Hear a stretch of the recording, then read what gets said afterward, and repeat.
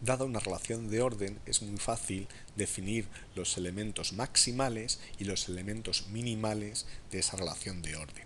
La definición la tenemos justo aquí, pero hay una definición un poco sui generis que nos es mucho más sencilla de entender, sobre todo si ya tenemos el diagrama de Hasse de una relación de orden. Digamos que es un procedimiento práctico. Los elementos maximales y minimales ocupan respectivamente las cimas y los valles del diagrama. En el ejemplo que acabamos de ver, por ejemplo, este elemento de aquí, el 1, 2, 3, es un elemento maximal. El vacío, este elemento de aquí, es un elemento minimal. Además, tenemos elemento máximo y mínimo. Esta es la definición que nos permite definirlo matemáticamente con alta precisión, pero es mucho más fácil verlo de una manera un poco más intuitiva. Los elementos extremales, como este elemento máximo o este elemento mínimo, no tienen por qué existir. Digamos que si hay más de un maximal o más de un minimal, entonces no habrá máximo o no habrá mínimo. ¿Por qué? Porque el máximo o el mínimo tienen que ser únicos. En este caso en concreto del ejemplo que acabamos de ver, efectivamente eso es así.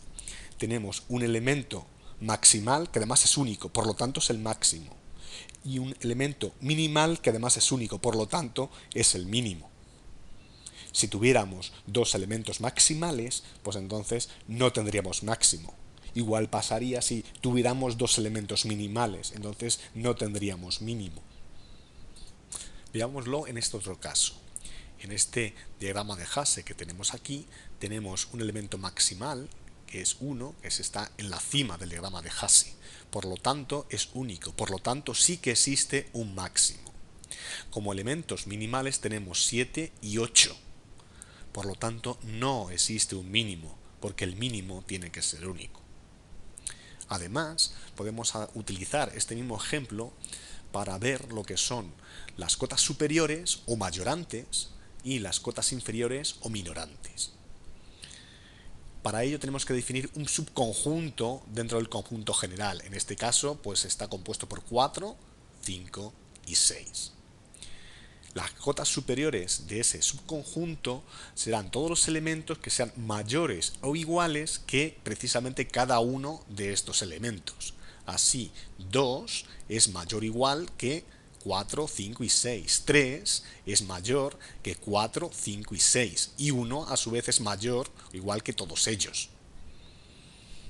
Obsérvese que los números están puestos así a propósito.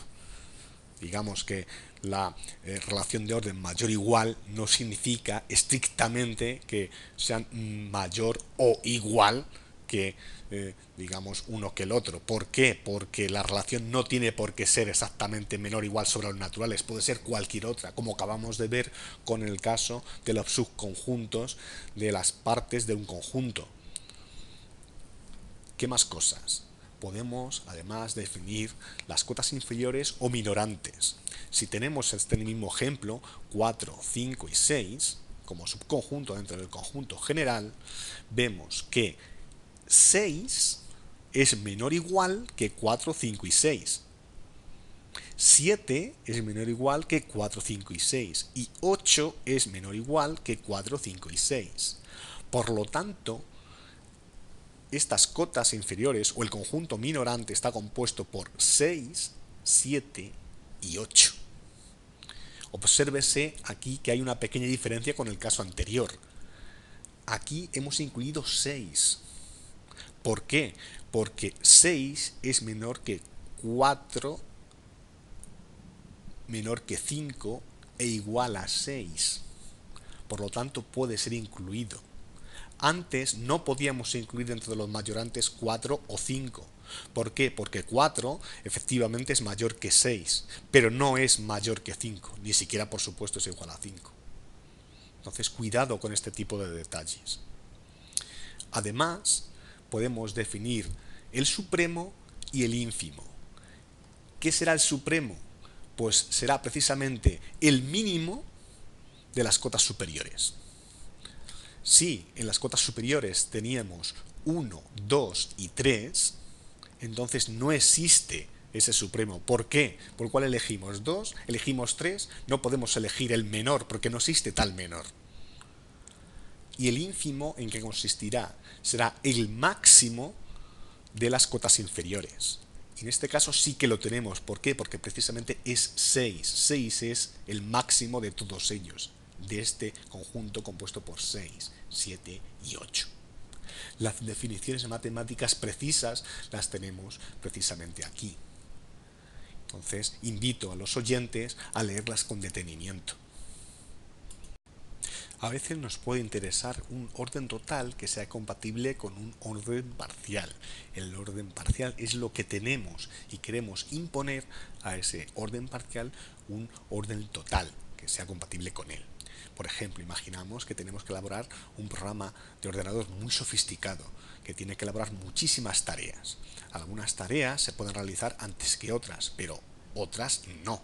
Si, por ejemplo, una tarea necesita el valor de una variable y se necesita que ese valor de esa variable sea calculado previamente, entonces si esa tarea en concreto se ejecuta antes, entonces tendremos problemas.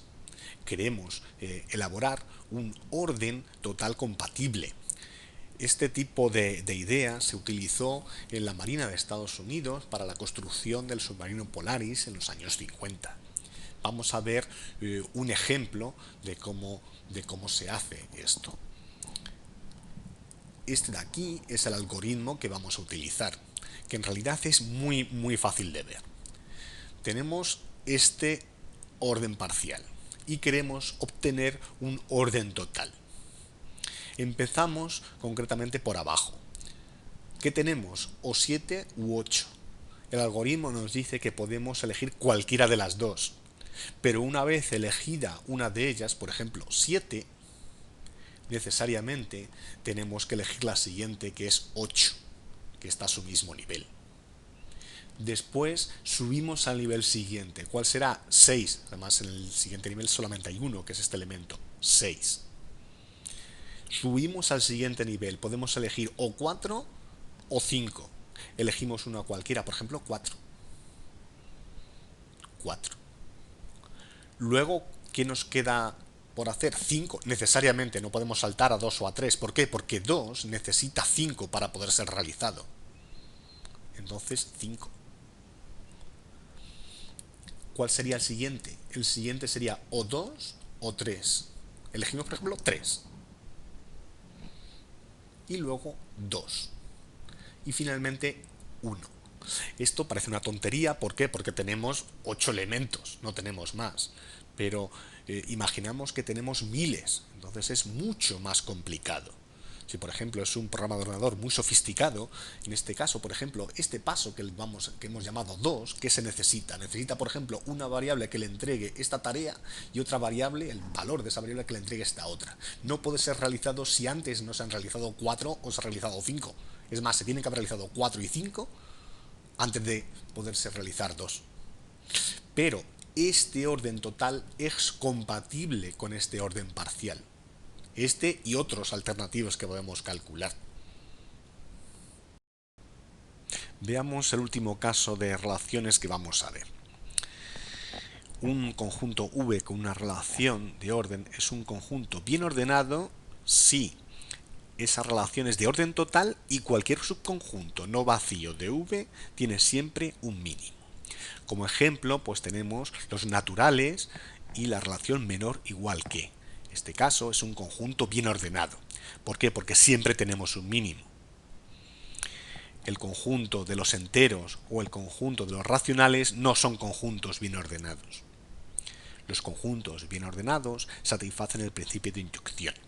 El principio de inducción lo veremos más adelante y este principio nos permitirá demostrar expresiones matemáticas de una manera muy convincente. Por último, resumamos todo el tema de las relaciones. Tenemos el que todas las relaciones posibles y dentro de todas las relaciones posibles tenemos un subconjunto que serán las de equivalencia, que son estas de aquí. ¿Cuáles? Pues las que tienen propiedad reflexiva, simétrica y transitiva. Además tendremos otro subconjunto que es el de las relaciones de orden o orden parcial, que son estas de aquí, que hemos simbolizado por esto. Además, esas relaciones tendrán la propiedad reflexiva, antisimétrica y transitiva. Dentro de esas habrá las de orden total, que además de cumplir todas esas propiedades, se cumple que todo par es comparable. Y dentro de las de orden total están los conjuntos bien ordenados, que además de tener todas esas propiedades anteriores, todo subconjunto no vacío tiene un mínimo. Y con esto pues hemos terminado este tema. Espero que os haya gustado.